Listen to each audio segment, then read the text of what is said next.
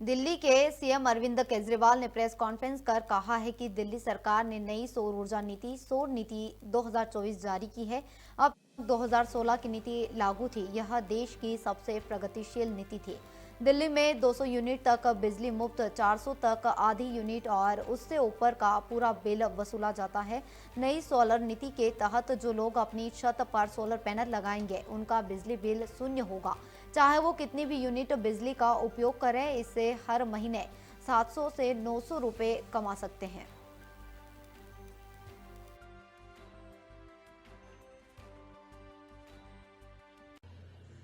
इसके पहले जब हमारी सरकार बनी थी 2015 में, उसके एक साल बाद 2016 में हम लोगों ने सोलर पॉलिसी जारी की थी। उसका नाम था सोलर पॉलिसी 2016। उस वक्त से तब से लेके आज तक ये सोलर पॉलिसी जो 2016 में हमने पास की थी, इसे पूरे देश में सभी राज्यों को मिला के सबसे प्रोग्रेसिव सोलर पॉलिसी माना गया। और एक तरह से इसने दिल्ली के अंदर सोलर पावर की बुनियाद रखी।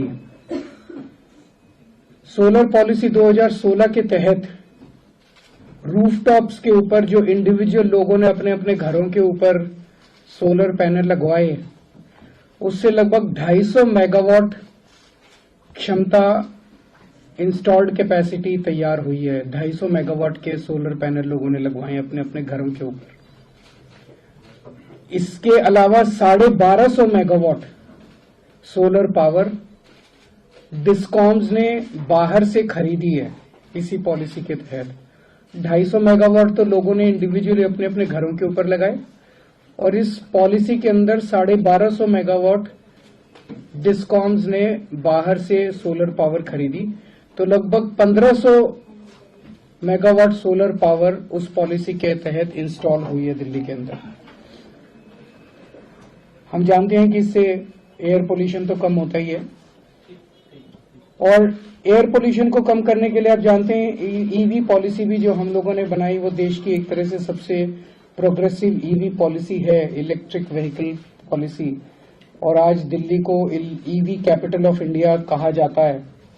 दिसंबर का अगर मैं आपको स्टेटिस्टिक्स दूं तो दिसंबर में जितने व्हीकल खरीदे गए दिसंबर 2023 में दिल्ली में, उसमें 20% vehicles highest in India electric vehicles थे।